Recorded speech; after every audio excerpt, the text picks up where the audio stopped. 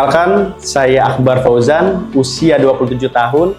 Saya lahir dan tinggal di Kota Serang. Saat ini saya memiliki satu gerai KH Sulaiman, Kota Serang. Saya sudah menjalankan di sini selama kurang lebih 5 bulan.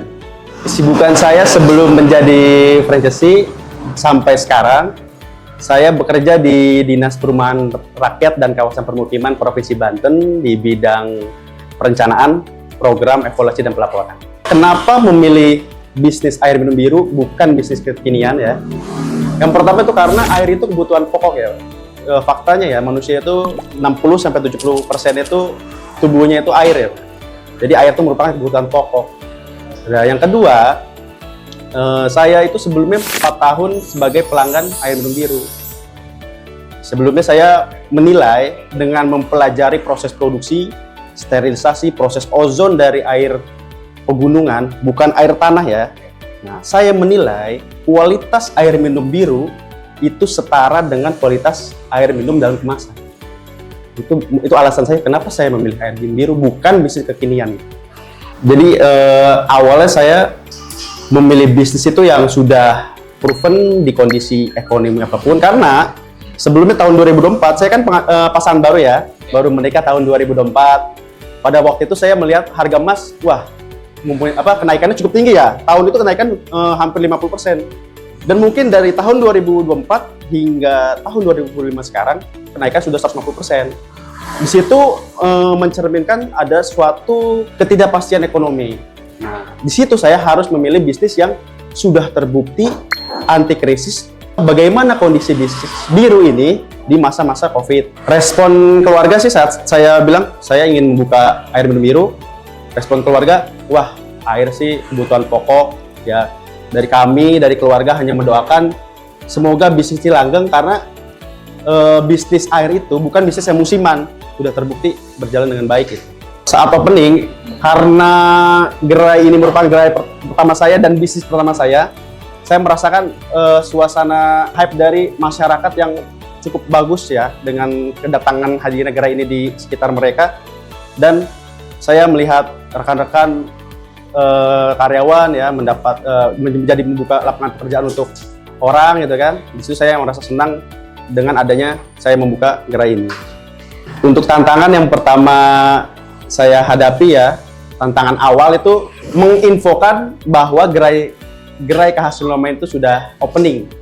Menginfokan bagaimana masyarakat ini tantangannya tahu akan kehadiran gerai ini.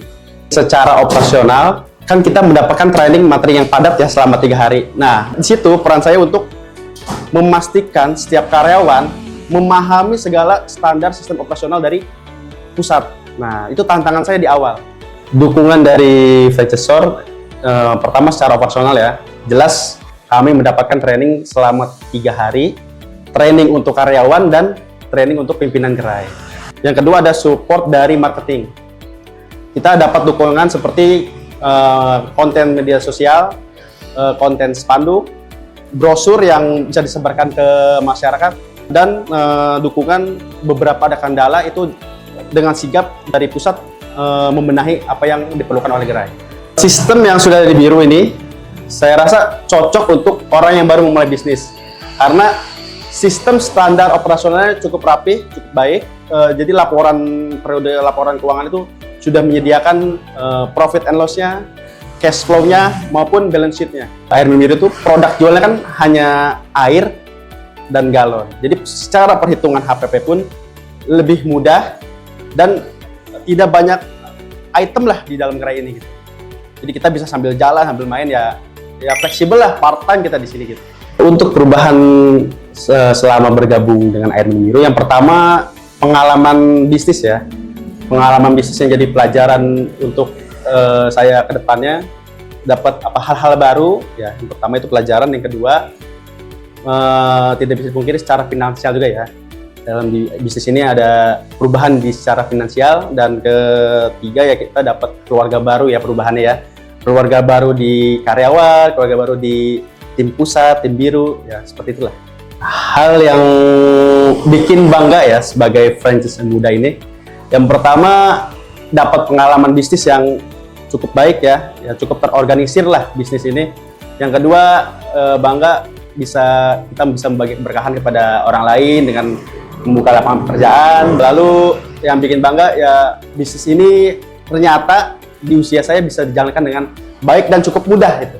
Kalau untuk cerita unik ya, segi emosional mungkin saya melihat pelanggan datang dengan keluarganya, saling membantu mengangkat galon dengan entah bapaknya, entah orang tuanya, ibunya saling membantu antar keluarga itu saya ngelihat secara emosional ya. Respon masyarakat terhadap kehadiran gerai air minum biru, mereka sangat senang dapat mengakses air dengan kualitas dan harga yang terbaik.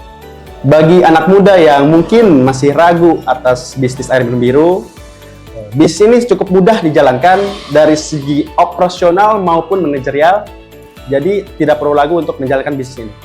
Harapan saya untuk bisnis air minum biru ini, yang pertama penjualan semakin meningkat, dan saya punya harapan membuka gerai yang baru lagi ya, tambahan gerai untuk saya, dan bisnis ini lancar dan langgeng.